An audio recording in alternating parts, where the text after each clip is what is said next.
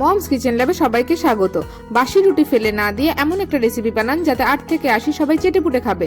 এর জন্য একটা রুটি রোল করে নিতে হবে, তারপর একটা ছুরির সাহায্যে সরু সরু করে কেটে নিতে হবে। এবার একটা প্লেটে সমস্ত কাটা রুটিগুলো রেখে দিতে হবে। এবার কড়াইতে তেল দিয়ে তেল গরম হলে বিনস ভেজে নিতে হবে। এরপর রসুন কুচি দিয়ে একটু নাড়াচাড়া করে তাতে পেঁয়াজ কুচি আর লঙ্কা কুচি দিয়ে আবারও একটু নাড়াচাড়া করে নিতে হবে। এবার সরু সরু করে কাটা আলু দিয়ে আলু নরম হওয়া অবধি ভেজে নিতে হবে। এবার ক্যাপসিকাম কুচি দিয়ে একটু নাড়াচাড়া করে কড়াইয়ের মধ্যেখানটা ফাঁকা করে তাতে সামান্য তেল দিয়ে একটা ফাটিয়ে রাখা ডিম দিয়ে দিতে হবে। ডিম একদম সুন্দর করে ভেজে নিতে হবে। তারপর সবজির সাথে ডিম ভুজিয়া খুব ভালোভাবে মিশিয়ে নিতে হবে। এবার টমেটো কুচি দিয়ে খুব ভালোভাবে মিশিয়ে নিতে হবে। এবার এতে একে একে red chilli sauce, tomato sauce, soya sauce দিয়ে খুব ভালোভাবে মিশিয়ে নিতে হবে। এবার কেটে নেওয়া রুটির টুকরোগুলো এতে দিয়ে খুব ভালোভাবে ভেজে নিতে হবে। তৈরি হয়ে গেল বাসি রুটির চাউমিন। এবার একটা প্লেটে নামিয়ে সার্ভ করুন। আজকের মতন টাটা, দেখার জন্য কোনো শর্টসে।